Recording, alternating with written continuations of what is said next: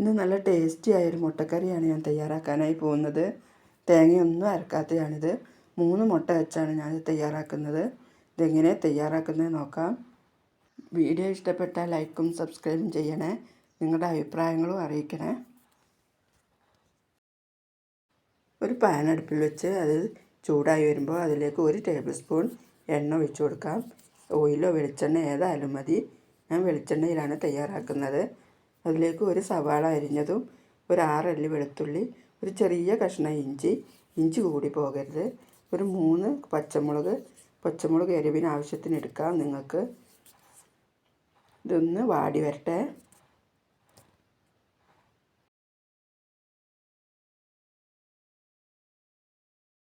ഇത് വാടി വന്നിട്ടുണ്ട്. ഇത് നമുക്കൊരു പാത്രത്തിലേക്ക് മാറ്റാം.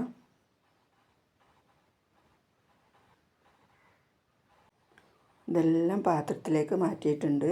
ഇനി എണ്ണ മാറ്റി വയ്ക്കാം. ഇതെല്ലാം ഞാനൊരു മിക്സിയുടെ ജാറിലേക്ക് ഇട്ടിട്ടുണ്ട്. ഇതിലേക്ക് ഞാനൊരു 6 കശുവണ്ടി പരിപ്പും കൂടെ ചേർത്ത് കൊടുക്കുന്നുണ്ട്. ഇനി ഇതിലേക്ക് കുറച്ച് വെള്ളം ഒഴിച്ചതൊന്ന് നല്ല പോലെ അരച്ചെടുത്തതാണിത്. ഈ തീ ഓണാക്കിയതിന് ശേഷം നമ്മൾ സവാള വഴറ്റിയ ആ ചട്ടിയിലേക്ക് 1 ടേബിൾ സ്പൂൺ എണ്ണയും കൂടെ ചേർത്ത് കൊടുക്കാം. അതിലേക്ക് 1 പട്ട, 3 ഗ്രാമ്പു, 2 ഏലക്കായും കൂടെ ചേർത്ത് കൊടുക്കാം. ഒരു നുള്ള് വലിയ ജീരകം, പെരുംജീരകം ചേർത്ത് കൊടുക്കണം. ജീരകം കൂടി പോകണ്ട. ഇത് മൂത്ത് വരുമ്പോൾ അതിലേക്ക് ഒരു 5 ചെറിയ ഉള്ളി അരിഞ്ഞതും കൂടെ ചേർത്ത് കൊടുക്കാം. ഇതിലേക്ക് കുറച്ച് കറിവേപ്പിലയും കൂടെ ചേർത്ത് നല്ല പോലെ ഒന്ന് മൂപ്പിച്ചെടുക്കണം.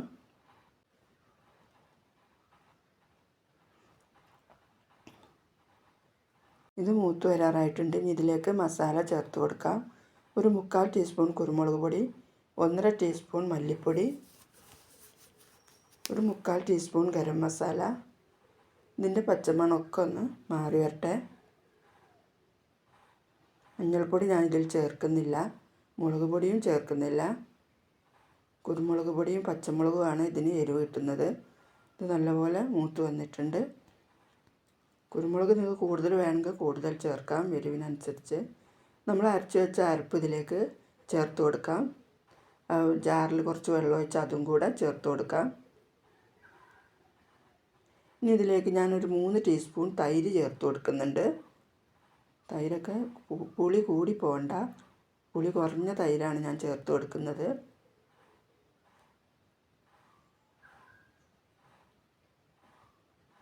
നല്ലപോലെ 1 മിനിറ്റോളം ഒന്ന് ഇളക്കി യോജിപ്പിച്ച് കൊടുക്കണം. മസാലയിൽ ഇതൊക്കെ ഒന്ന് നല്ല പിടിച്ച് അതിൻ്റെ ആ ടേസ്റ്റ് ഒന്ന് വരട്ടെ. മസാലയൊക്കെ നല്ലപോലെ പിടിച്ച് റെഡിയായി വന്നിട്ടുണ്ട്. ഇതിലേക്ക് ആവശ്യത്തിനുള്ള ഉപ്പ് ചേർത്ത് കൊടുക്കാം. ഞാനിതിലേക്ക് 3 മുട്ട പുഴുങ്ങി വെച്ചിട്ടുണ്ട്. അത് പകുതിയായി മുറിച്ച് ഇതിലേക്ക് ചേർത്ത് കൊടുക്കണം.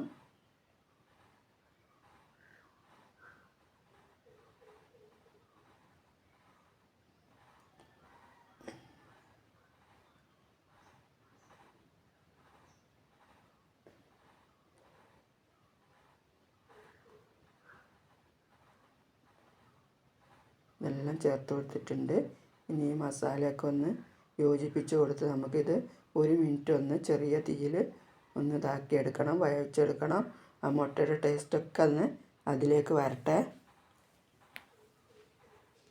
മൂടി വെച്ച് വേവിച്ച് കൊടുക്കാം. 1 മിനിറ്റ് കഴിഞ്ഞ് നമുക്ക് തുറന്ന് നോക്കാം.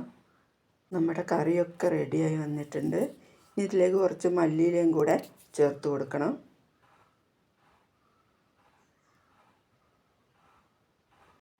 ചാറ് അധികം ഇല്ലാത്തൊരു കുറുകിയ കറിയാട്ടോ ഇത്. നല്ല ടേസ്റ്റ്. അത് എല്ലാവരും തയ്യാറാക്കി നോക്കണം.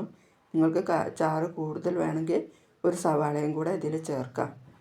നമുക്ക് തീ ഓഫാക്കാം. ഇതെല്ലാം ഒരു പാത്രത്തിലേക്ക് മാറ്റിയിട്ടുണ്ട്. നല്ലൊരു ടേസ്റ്റി കറി, എല്ലാവരും തയ്യാറാക്കി നോക്കണം. ചോറിനും പപ്പത്തിനും ഒക്കെ നല്ലതാണിത്. ലൈക്ക് ചെയ്യാൻ മറക്കല്ലേ. വീഡിയോ ഇഷ്ടപ്പെട്ടാൽ